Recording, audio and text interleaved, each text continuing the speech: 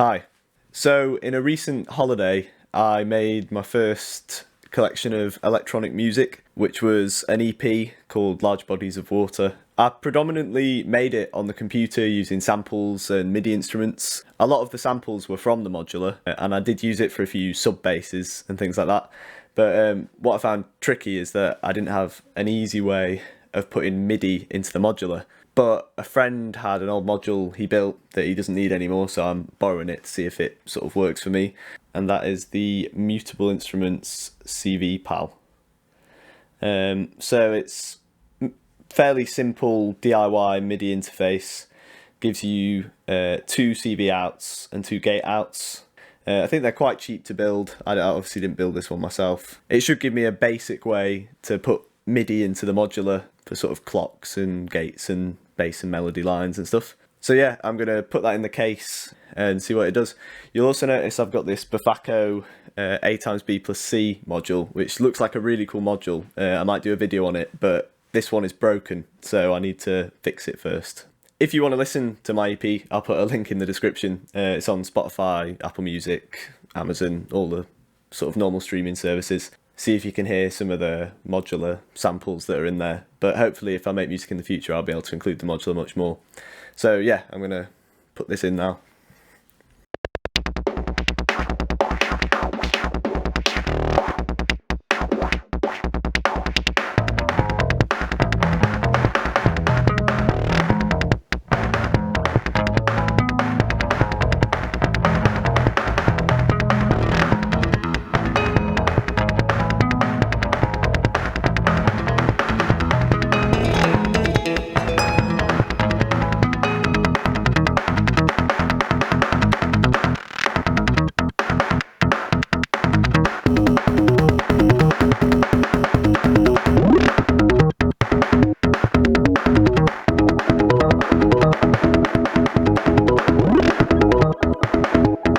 So I've plugged in the CVPal, and something I didn't mention before is it's actually unpowered, so you don't have to plug it into a power port. It's just powered by the USB.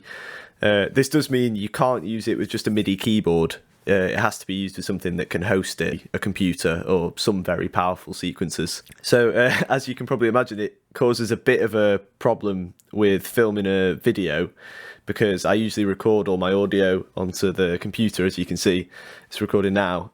So playing MIDI at the same time as recording is going to be very tricky.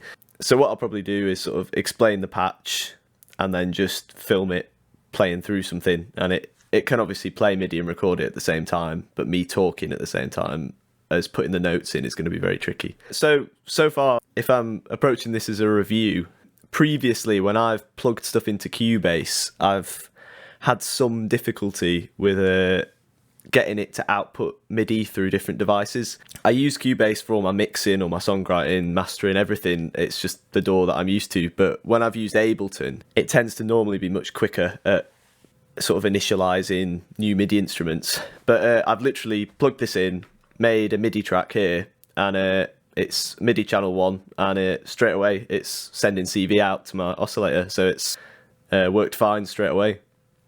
I assume MIDI channel 2 sends to out 2 and gate 2. I'll have to look into that. But yeah, I'm really impressed with how quickly it worked. I didn't have to install any USB drivers or anything. I plugged it in and it worked, which is what I was hoping. So this should allow me to do much more with the computer and the modular.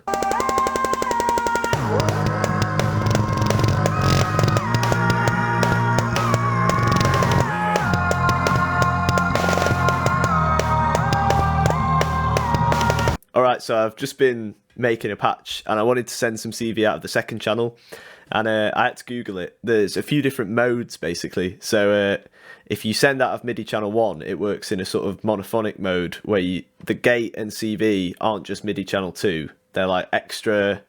I think CV2 is the velocity, and then you can send like square waves that mimic the pitch out of the others, so that's pretty cool. If you want to just use it as 2 CV and gate sources, you use channels 3 and 4.